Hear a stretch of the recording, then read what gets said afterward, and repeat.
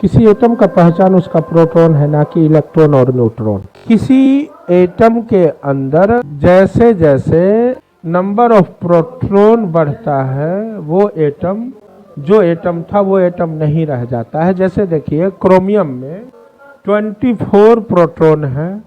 अब अगर हम इसमें एक भी प्रोटॉन बढ़ाते हैं तो ये मैग्नीज एटम हो जाता है। देखिए एक प्रोटॉन बढ़ाते ही ये Mn प्लस हो गया। अब इसमें 25 प्रोटॉन तो हो गया, लेकिन इलेक्ट्रॉन अभी भी 24 है, इसीलिए 1 यूनिट पॉजिटिव चार्ज हो गया, क्योंकि प्रोटॉन के कंपेयर में इलेक्ट्रॉन कम हो गया।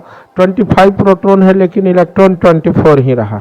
इलेक्ट्रॉन को कम ही रहने देते हैं, क्योंकि इलेक्ट्रॉन के कम रहने से, प्रोटॉन के कम रहने से या ज्यादा रहने से, इलेक्ट्रॉन के कम या ज्यादा होने से एटम का जो अपना फंडामेंटल आइडेंटिटी है, उसका जो अपना पहचान है वो खत्म नहीं होता है, लेकिन प्रोटॉन के बदलने से एटम का पहचान खत्म हो जाता है। अब इसमें अगर हम एक और इलेक्ट्रॉन बढ़ा देते हैं और 25 के जगह पे, सॉरी इलेक्ट्रॉन नहीं प्रोटॉन, हम 25 के जगह पे 26 प्रोटॉन कर देते हैं, तो देखिए ये कौन सा एटम बन जाता है। देखिए ये बन गया आयरन का एटम।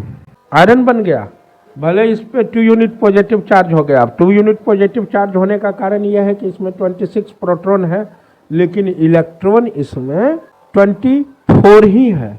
इलेक्ट्रॉन 26 नहीं है, प्रोटॉन 26 है, लेकिन इलेक्ट्रॉन 24 ही है। अब और एक बढ़ा दिए, कोबाल्ट बन गया, और एक बढ़ा दिए, देखिए निकल बन गया।